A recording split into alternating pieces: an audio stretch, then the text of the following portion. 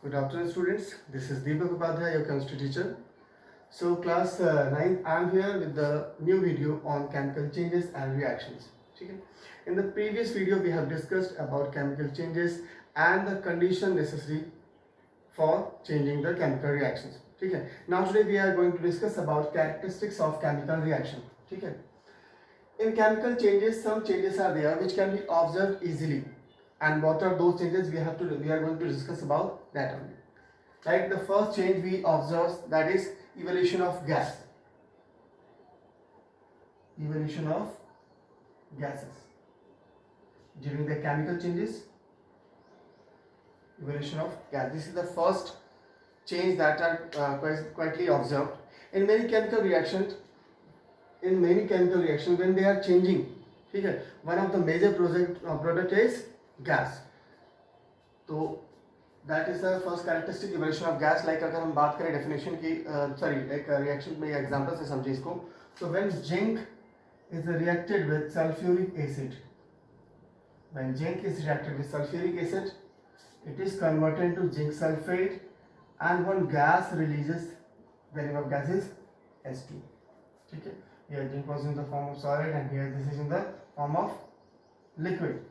When they are reacted together, they form one compound zinc sulfate and one gas releases, that name is S2. ठीक है, this is the first characteristic evolution of gas. ठीक है, when zinc is reacted with sulfuric acid, zinc sulfate is formed and H2 will release with the effervescence. ठीक है, now the thing comes कि what is the mean of effervescence. जब भी एक बात समझिएगा, जब भी किसी लिक्विड प्रोडक्ट में से जब भी कोई एवोल्यूशन हो गैस का, तो जब लिक्विड से गैस रिलीज होती है तो in the form of bubbles होती है ना. Formation of bubbles in a liquid is known as the effervescence. ठीक, एफरवेसेंस. नाउ सेकंड चीज, जो सेकंड थिंग है, second thing change of colour. Change of colour during the chemical changes. Some chemical reactions are observed by change in the color, है ना. For example, ferrous. Suppose I am taking ferrous and it is reacting with copper sulfate, then one product forms ferrous sulfate and copper. ठीक है, this is the reaction. Here ferrous, this is also known as the iron, है ना. copper sulfate का colour जो होता है वो क्या होता है, ब्लू, है ना. जब इसका रिएक्शन होगा फेरस सल्फेट जो कि ग्रीन कलर का होता है एंड कॉपर वो रेड और रेडिश ब्राउन में और ब्राउन कलर में.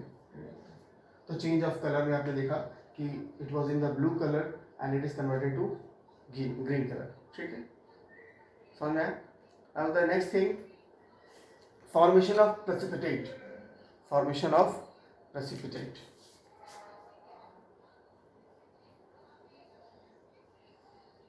Formation of precipitate.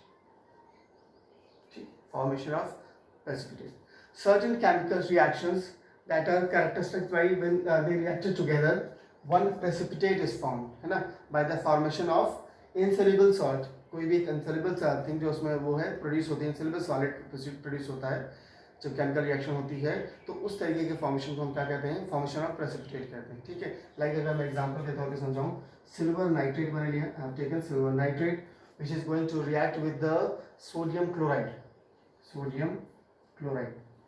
And in the product silver chloride will form and sodium nitrate will form. ठीक है ना, करेक्ट है. एज यू नो कि silver nitrate is in the form of aqueous, है ना. Sodium chloride, this also I am taking in the form of aqueous. ठीक, aqueous form. when they will react together, one precipitate, that means कि solid product जो आपका बच के आ रहा है रेसिड्यू के पार्ट में, ये आपका है, it is in the form of solid. आपका सोडियम नाइट्रेट का है ये भी आपका. ठीक है, ये आपका वाइट प्रेसिपिटेट बच गया है, वाइट कलर का प्रेसिपिटेट है, फॉर्मेशन ऑफ प्रेसिपिटेट. करेक्ट है. Now these were the observation which can be easily observed during the chemical reaction, evolution of gas, change of color and the formation of precipitate occurs. ठीक है, चलिए Now we will be discussing about the type of the chemical reactions. Type of chemical reactions. These were the observation during the chemical changes. इस तरीके की चीजें मिलती हैं which can be seen easily. और भी बहुत मतलब chemical changes सिर्फ इतनी ही नहीं है कि इतने ही तरीके के चेंजेस हो सकते हैं, और भी चीज़ हो सकती थी, बट जो हमने वो लिया जो easily which can be easily observe. ठीक है. So now will be talking about types of changes, sorry types of chemical reactions.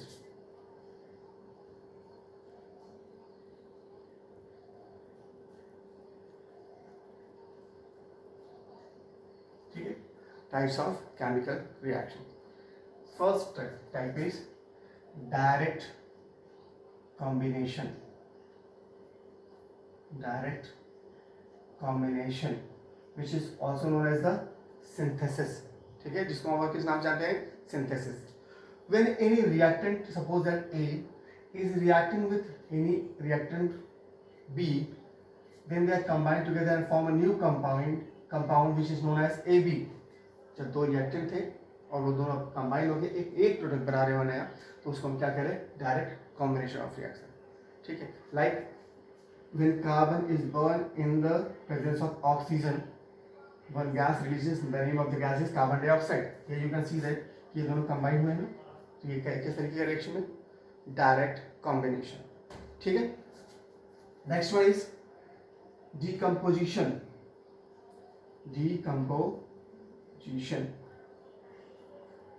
Decomposition मतलब होता है जब एक प्रोडक्ट है आपका, एक रिएक्टेंट है, वो ब्रेक डाउन हो रहा है सिंपलर सब्सटेंसेस में ड्यूरिंग द केमिकल रिएक्शन. ठीक. लाइक H2O है, तो इसका इलेक्ट्रोलिसिस किया गया, it is converted into H2NO2, है ना, it has been break down. और आप ले लीजिए और एक आप मर्करी ऑक्साइड ले लीजिए, है ना, मर्करी ऑक्साइड ले लीजिए. इसको जब हीट किया गया, then it is converted into the mercury oxide. ठीक है ना. When it is heated it is converted into the mercury oxide. तो यहाँ क्या हो रहा है, डीकम्पोजिशन ऑफ द सब्सटेंस या कंपाउंड अकर्स. ठीक है.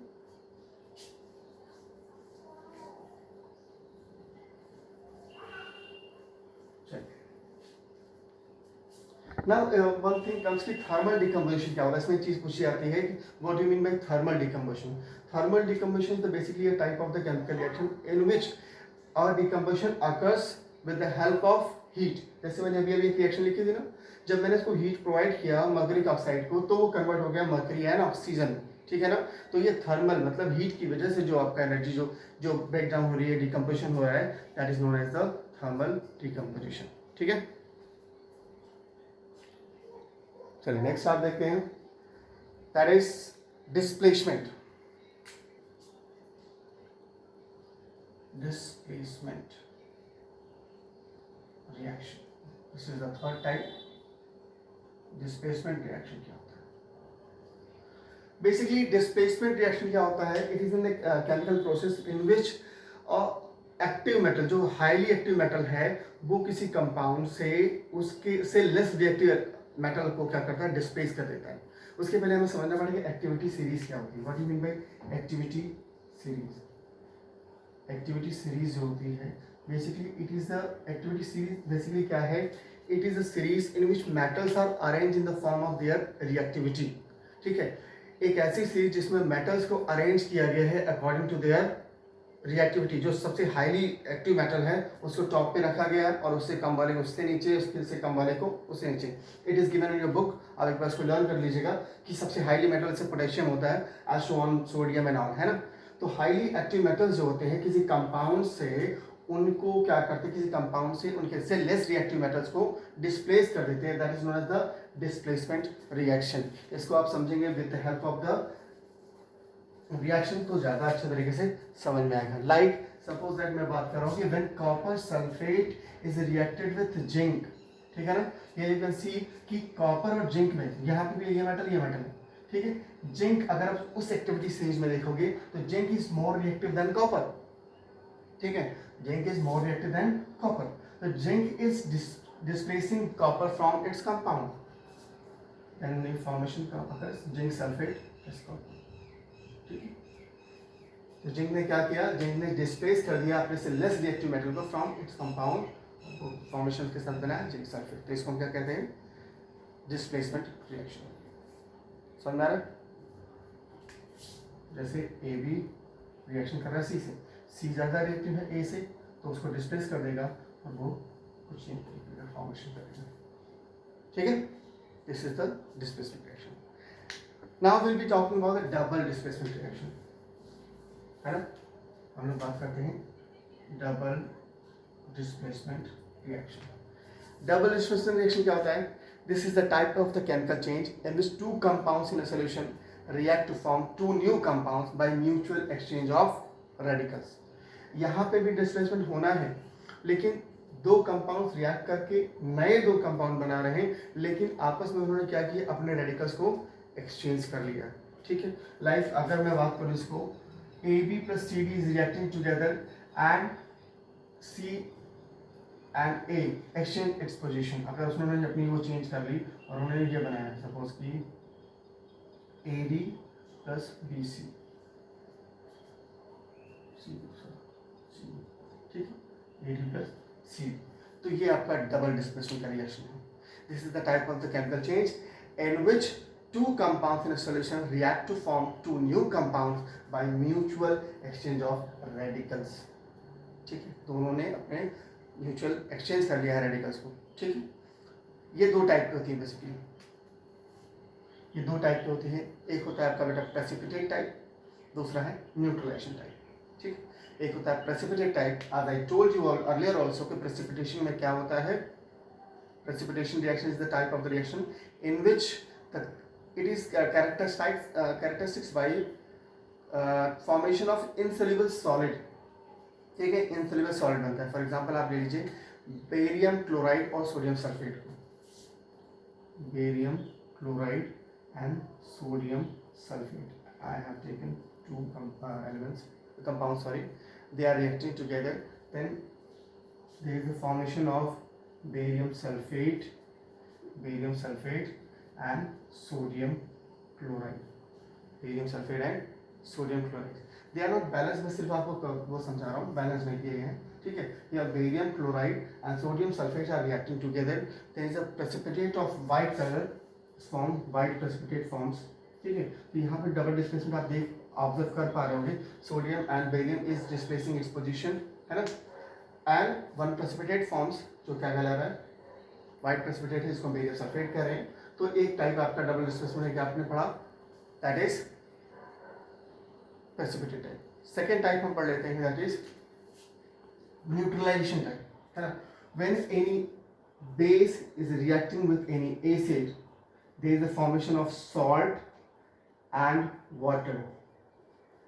ठीक है, there is the formation of salt and water. यहाँ ये दोनों न्यूट्रलाइज हो जा रहे हैं, एसिडिटी और बेसिसिटी, और वो सॉल्ट एंड वाटर बना रहे हैं, इसलिए हमने इसको न्यूट्रलाइजेशन रिएक्शन कहा। और इसको हमने डबल डिस्प्लेसमेंट रिएक्शन में क्यों रखा, because you can see here radicals are exchanging its position, अपनी प्लेसेस को डिस्प्लेस कर दे रहे हैं यहाँ पे, है, रेडिकल अपना डिस्प्लेसमेंट कर रहे हैं, तो दैट्स वाई ये आपका डबल डिस्प्लेसमेंट में है। करेक्ट। नाउ एनर्जी चेंज की बात करते हैं, chemical reaction, energy change in chemical reaction.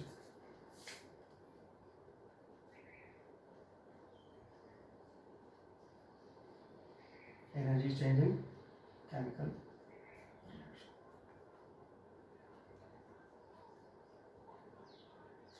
चलिए, every substance has a fixed amount of stored energy which is in the form of potential energy and it is referred to as its chemical energy। ठीक है, हर एक substance की अपने compound के अंदर एक फिक्स्ड अमाउंट ऑफ एनर्जी होती है जो वो स्टोर करके रखता है, and that energy is known as the chemical energy of that substance. ठीक है, तो इसमें आपने दो तरह की चीजें पढ़नी है, एक्सोथर्मिक और endothermic. During the chemical changes when they are going to change, जब वो चेंज होते हैं, तो जब वो चेंज होंगे तो जो स्टोर्ड एनर्जी है दैट विल बी रिलीज, और उसको तोड़ने के लिए एनर्जी रिक्वायर्ड हो सकती है। ठीक है, तो इसको हम समझते हैं दो तरह के रिएक्शन के बारे में, एक है हमारा एक्सोथर्मिक रिएक्शन और एक है एंडोथर्मिक। और भी चीजें मैं आपको आगे बताऊंगा, लेकिन एक्सोथर्मिक और एंडोथर्मिक दो चीजें इंपॉर्टेंट जो पढ़नी है आपको, एक्सोथर्मिक और endothermic. by the name of this reaction you can easily find it out कि what is the mean. Exothermic मतलब कि during the chemical reaction when the energy is released, ठीक है, when during the chemical changes, जब वो chemical reaction हो रहा है तो उसमें जो एनर्जी जब रिलीज होती है, जब ब्रेक डाउन ऑन सब्सटेंस, जब आपने क्या पढ़ा कि हर एक सब्सटेंस के पास एक fix amount of stored energy होती है, हर एक सब्सटेंस की अपनी fix amount of stored energy होती है. जब वो चेंज करेगा तो मतलब there are break in their bonds टूटेंगे, है ना, तो बॉन्ड्स टूटेंगे, नए बॉन्ड्स बनेंगे. तो ड्यूरिंग दिस चेंजेस, जब ये नया चेंज होगा तो एनर्जी का क्या होगा, ट्रांसफॉर्मेशन होगा, ठीक है, तभी ऐसा हो सकता है. तो जब ऐसा होता है, जब during the chemical reaction when energy is release, तो उस काइंड ऑफ रिएक्शन को हम क्या कहते हैं, exothermic reaction. For example when carbon is going to burn in the oxygen, when carbon is burn into the oxygen, then it is converted into carbon dioxide and lots of heat is produced, lots of heat is produced. तो अपने क्या था उसको, exothermic, जो energy थी, thermal energy थी, वो exit हुई. So that's why exothermic. Endothermic, किसी भी केमिकल रिएक्शन को प्रोसेस कराने के जब हम उसको हीट प्रोवाइड करते हैं, that is known as the endothermic. For example पहले हम N2 और O2, है ना, जब इसको 3000 डिग्री सेंटीग्रेड का टेम्परेचर दिया, 3000 डिग्री सेंटीग्रेड का, then it is converted to the M. ठीक, यहाँ पे एनर्जी क्या की गई, इसको दी गई जाए, यहाँ प्लस हो रही है, ठीक, दी गई एनर्जी, तो एंडोथर्मिक. समझ आया. नेक्स्ट है photochemical energy. Photochemical energy is the type of the energy जहाँ पे आपको किसी केमिकल प्रोसेस को कराने के लिए सनलाइट की जरूरत है, ठीक है, आप उसको सनलाइट प्रोवाइड करें. लाइक अगर आप बात करें जैसे जो प्लांट्स होते हैं जिसको हम फोटोसिंथेसिस कहते हैं, photosynthesis is the process in which plants make their own food by the help of air, soil, जो सॉइल वाटर है ना, एंड सनलाइट. तो सनलाइट वो एनर्जी है जो उसको मिल रही है to conduct their chemical process, ठीक है, जो केमिकल प्रोसेस ने किया. जैसे आपने कहा कि कार्बन डाइऑक्साइड में लिया, है ना, और क्या लेता है, वाटर लेता है, वाटर, और उसको कन्वर्ट कर लेता है किसमें, in the form of food, ठीक है, in the form of food, C6H12O6, ठीक है, and water and one gas releases, इसका क्या नाम है, ऑक्सीजन, ठीक है. अब this in this chemical process there was a need of a sunlight ना, for conducting this kind of chemical reaction it was needed sunlight. तो इसको हमने क्या कहा, फोटोकेमिकल, ठीक है. Next one is electrothermal, electro energy, है ना. इलेक्ट्रो एनर्जी की बात करें तो इसमें आप जैसे आपने यहाँ फोटोकेमिकल की बात की, यहाँ पे इलेक्ट्रिक करंट की आवश्यकता होगी, तो need of electricity, like H2O है, इलेक्ट्रिसिटी में इसको क्या किया, इलेक्ट्रोलिसिस कराएगा, है ना, तो ये किस में कन्वर्ट हो गया, H2O, ठीक. That's it. इसमें केमिकल चेंजेस एंड रिएक्शन में इतना ही था. और now here second chapter is finished, तो इससे नोट्स बना लीजिएगा. And I am going to send the notes, but आप एक बार इसको अच्छे से पढ़ लीजिएगा. If you still have a doubt you can ask me in the group, है ना. And one more thing, one important thing, please subscribe our channel, है ना, like and share. Thank you very much class. I hope you all have understood. If there is any problem you can ask me in the